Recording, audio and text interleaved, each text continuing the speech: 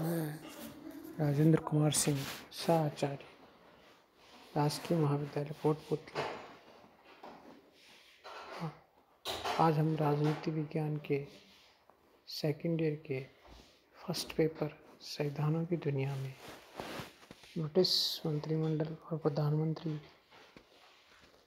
विषय पर मंत्रिमंडल के बारे में चर्चा करेंगे। ब्रिटिश मंत्रिमंडल के बारे में चर्चा करेंगे। मंत्रिमंडल की जननी प्रिवी काउंसिल है। विषय प्रवेश प्रिवी परिषद वह अभिकरण है जिसके द्वारा क्राउन के अधिकांश औपचारिक कार्य संपन्न होते हैं। इस प्राचीन संस्था से ही मंत्रिपरिषद उत्पन्न हुई है। 18वीं शताब्दी के प्रारंभिक वर्षों तक प्रिवी काउंसिल शासन के क्षेत्र में वास्तविक शक्ति रखती थी। वह एक विचार विमर्श करने वाली संस्था थी, किंतु धीरे धीरे उसकी समस्त वास्तविक शक्तियाँ मंत्रिमंडल में स्थानांतरित हो गई।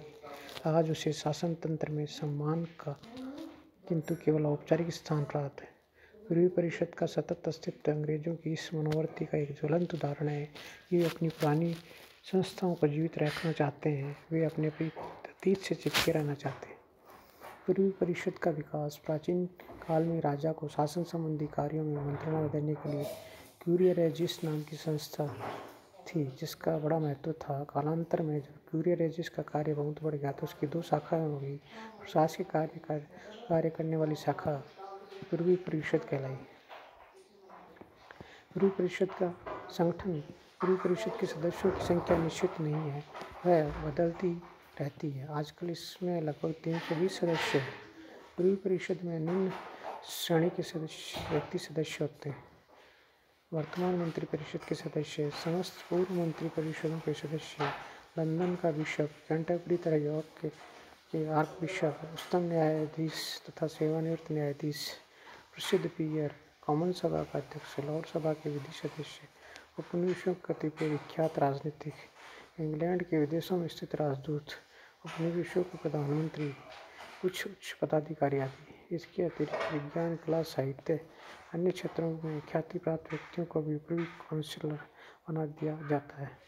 पदावधि प्रिवी परिषद की सदस्यता एक बार मिलने पर जीवन पर्यंत रहती है। इसके सदस्यों को माननीय कहकर संबोधित किया जाता है।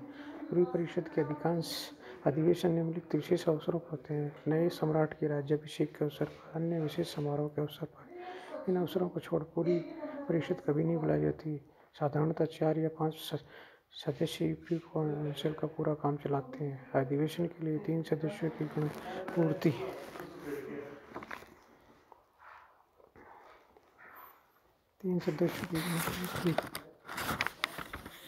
है। प्रिवी काउंसिल के कार्यों को संपन्न करने के लिए अधिकतर केवल मंत्रिपरिषद के सदस्य उपस्थित होते हैं। प्रिवी परिषद की बैठकें राजमहल में होती है। पहले इनमें राजा की उपस्थिति अनिवार्य होती थी, अब नहीं। लॉर्ड प्रेसिडेंट ऑफ काउंसिल, जो मंत्रिमंडल का सदस्य होता है, मंत्रिपरिषद की बैठकों की अध्यक्षता करता है। प्रिवी परिषद के कार्य, इसके प्रमुख कार्य इस प्रकार है: नई सरकार बनने पर मंत्रियों को शपथ दिलाना, काउंटियों के शेरिफों नामक अधिकारियों की नियुक्ति करना, जुर्माना तथा सजाओं को माफ़ करना, आज्ञप्तियाँ और अध्यादेश जारी करना, अनुज्ञप्तियाँ प्रदान करना। प्रिवी परिषद का सर्वाधिक महत्वपूर्ण कार्य है आदेशों को जारी करना, जिनका संबंध निम्नलिखित बातों से होता है: संसद को आमंत्रित करना, उसे स्थगित अथवा विघटित करने के आदेश जारी करना, स्थायी सिविल सेवा संबंधी आदेश देना, उपनिवेश संबंधी आदेश निकालना, युद्ध संबंधी आदेश जारी करना, नगरपालिका निगमों तथा अन्य निकायों को आज्ञा पत्र प्रदान करना। यहाँ स्मरणीय है कि वास्तव में इन आदेशों संबंधी निर्णय मंत्रिपरिषद द्वारा लिए जाते हैं, किंतु ये प्रिवी परिषद के नाम से जारी किया जाता है। मंत्रिपरिषद के सदस्य ही प्रिवी परिषद के सदस्य की हैसियत से उपरोक्त समस्त कार्य करते हैं। प्रिवी परिषद का दूसरा महत्वपूर्ण कार्य न्याय करना है। यह कार्य प्रिवी परिषद की न्याय समिति द्वारा संपन्न किया जाता है। इस समिति में लॉर्ड चांसलर, 6 अन्य लॉर्ड, उपनिवेशों, कुछ न्यायाधीश और परिषद के वे सदस्य होते हैं जो न्याय विभाग में उच्च पदों पर रह चुके हैं। यह समिति सन 1833 में स्थापित की गई। पहले यह ब्रिटिश साम्राज्य के सर्वोच्च न्यायालय के रूप में काम करती थी। उपनिवेशों की अंतिम अपील इसी समिति में होती थी, परंतु उपनिवेशों के स्वतंत्र हो जाने के कारण अब इन देशों के विवाद इस परिषद के समक्ष नहीं आते। फिर भी यह ब्रिटेन की सर्वोच्च न्यायपालिका है। यह धार्मिक न्यायालयों और नाविक न्यायालयों से अपीलें सुनती है। प्रिवी काउंसिल की समितियाँ। प्रिवी काउंसिल के कार्य इनकी अनेक समितियों द्वारा संपन्न किए जाते हैं। इन समितियों में सबसे महत्वपूर्ण समिति न्याय समिति है। व्यापार मंडल समिति, शिक्षा मंडल आदि आरंभ में प्रिवी परिषद की समितियाँ थी। प्रिवी परिषद विमर्शात्मक निकाय नहीं है। वर्तमान में प्रिवी परिषद एक विमर्शात्मक निकाय नहीं है। उसकी शक्तियाँ मंत्रिपरिषद में चली गई। और जिंक के शब्दों में अब प्रिवी परिषद एक विमर्शात्मक और परामर्शदायी निकाय नहीं है। उसके प्रारंभिक दिनों के विमर्शात्मक कृत्य अधिकांशतः मंत्रिपरिषद में हस्तांतरित हो गए। निष्कर्ष रूप में कहा जा सकता है कि यद्यपि प्रिवी परिषद के प्रशासकीय और परामर्शदायी कार्य उससे छीन लिए गए हैं, परंतु उसकी न्याय समिति आज भी लाभदायक एवं महत्वपूर्ण कार्य करती है। अब हम चर्चा करेंगे मंत्रिमंडल का विकास। मंत्रिमंडल का विकास कैसे हुआ? ब्रिटिश मंत्रिमंडल विकास का परिणाम है तथा परंपराओं और अभिशमों पर आधारित है। सिर्फ 1937 में क्राउन के मंत्री अधिनियम द्वारा इसे वैधानिक स्थिति प्रदान की गई। वर्तमान मंत्रिमंडल के बीच प्रिवी काउंसिल में देखे जा सकते हैं। विट्नेसमोर्ट में से मैग्नम काउंसिलम तथा क्यूरिया रेजिस संस्था का विकास हुआ। कालांतर में क्यूरिया रेजिस से प्रिवी काउंसिल और मंत्रिमंडल का उद्भव हुआ। मैग्नम काउंसिल से संसद का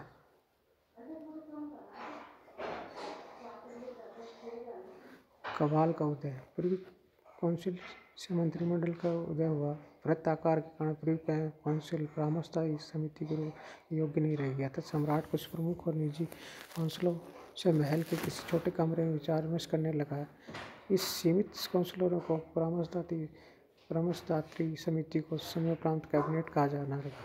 चार्ल्स तृतीय के शासनकाल को मंत्रिमंडल का प्रारंभिक काल कहा जा सकता है। चार्ल्स ने संपूर्ण प्रिवी काउंसिल से परामर्श करना छोड़ दिया और कुछ विश्वस्त सदस्यों से परामर्श करने लगा। सदस्यों की इस अनौपचारिक समिति को कबाल की संज्ञा दी गई, क्योंकि इसके 5 सदस्यों के नाम CABAL अक्षरों से प्रारंभ होते हैं। कबाल में मंत्रिमंडलात्मक पद्धति का मूल पाया जाता है। यह सामूहिक रूप से सम्राट को परामर्श देती थी, संसद में विधि निर्माण के लिए प्रस्ताव पेश करती थी।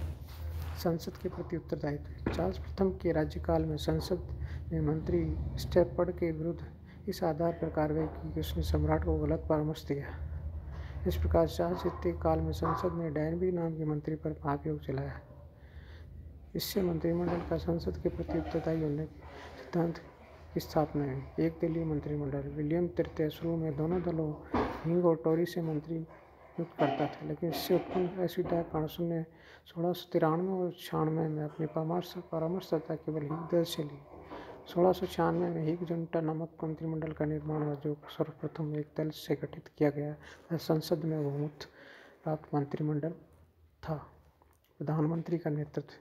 जॉर्ज द्वितीय अंग्रेजी भाषा ठीक से नहीं बोल सकते थे, इसलिए उन्होंने मंत्रिमंडल की बैठकों में भाग लेना बंद कर दिया। अतः मंत्रिमंडल को अपनी बैठकों के लिए अध्यक्ष चुनना पड़ता और वॉलपोल नाम के मंत्री को मंत्रिमंडल की बैठकों की अध्यक्षता करने के लिए कहा। यद्यपि वॉलपोल बार बार कहता था वह किसी भी प्रकार से अन्य मंत्रियों की अपेक्षा श्रेष्ठ नहीं है, तो भी उसे ही इंग्लैंड का प्रथम प्रधानमंत्री माना गया। उसी से 10 डाउनिंग स्ट्रीट में अपना कार्यालय बनाया। वॉलपोल पर सम्राट का पूरा विश्वास था, परंतु बाद में संसद का उसके प्रति विश्वास न होने पर उसने मंत्री पद से त्याग पत्र दे दिया। इस प्रकार यह सिद्धांत प्रचलित हो गया कि अविश्वास का प्रस्ताव पास होने पर मंत्रिमंडल को त्याग पत्र देना चाहिए। मंत्रिमंडल का महत्व है। मंत्रिमंडल संपूर्ण शासन व्यवस्था का केंद्र है। वह वास्तविक कार्यपालिका है। राजमुकुट की शक्तियाँ औपचारिक है और वास्तव में उसका प्रयोग मंत्रिमंडल द्वारा होता है। वस्तुतः सम्राट में जो शक्तियाँ निहित है उसका प्रयोग मंत्रिमंडल द्वारा ही किया जाता है। यही कारण है कि लॉवेल ने मंत्रिमंडल को राजभवन की आधारशिला कहा है।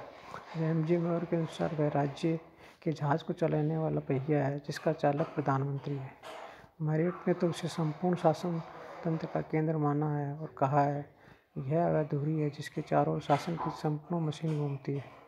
बेजोड़ के शब्दों में यह एक संयोजन समिति है, जोड़ने वाला एक समाज चिन्ह है अथवा राज्य के व्यवस्थापन विभाग या कार्यपालक विभाग को जोड़ने वाला एक सूबा है। मुंडो के अनुसार मंत्रिमंडल ब्रिटिश संवैधानिक मशीन का सबसे महत्वपूर्ण टुकड़ा है। ग्लैडस्टोन के अनुसार मंत्रिमंडल एक सूर्यपिंड है जिसके चारों ओर अन्य पिंड घूमते हैं। एक ऐसा कब्जा है जो कि कार्य के लिए सम्राट, लॉर्ड सभा और कॉमन सभा को मिलाता है।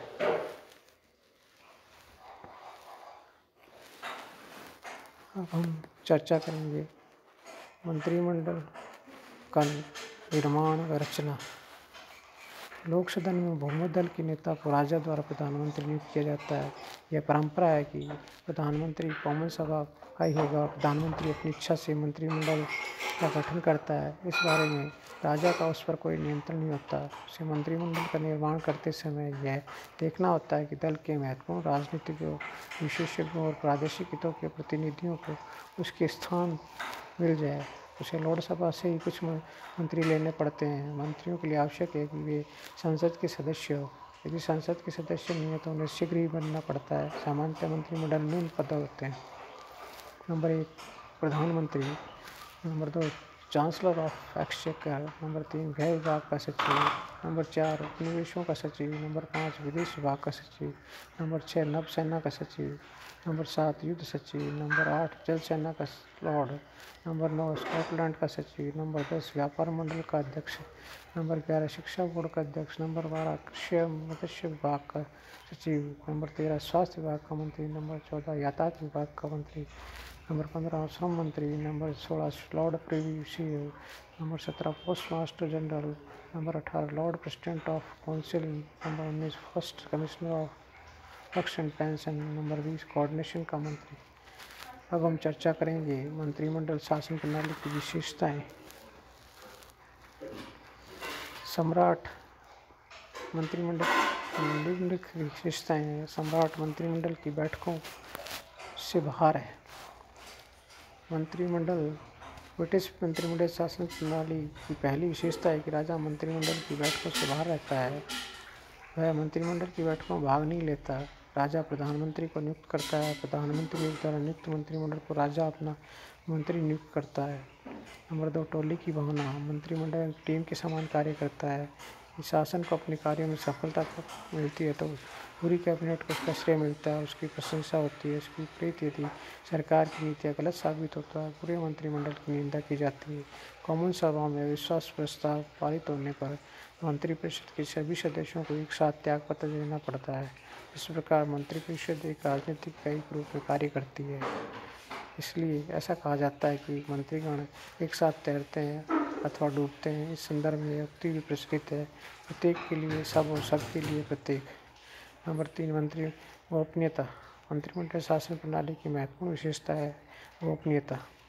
मंत्रिमंडल की बैठक में सब सदस्य इस बात के लिए स्वतंत्र होते हैं कि वे अपने अपने विचारों को पूर्ण रूप से स्वतंत्रता के साथ बैठक में प्रस्तुत करें, पर उनके लिए आवश्यक है कि सार्वजनिक रूप से केवल उन्हीं बातों को कहे जो मंत्रिमंडल के निर्णयों के अनुकूल है।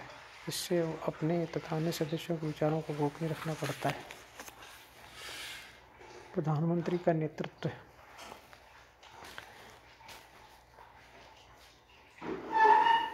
प्रधानमंत्री मंत्रिमंडल का नेता होता है।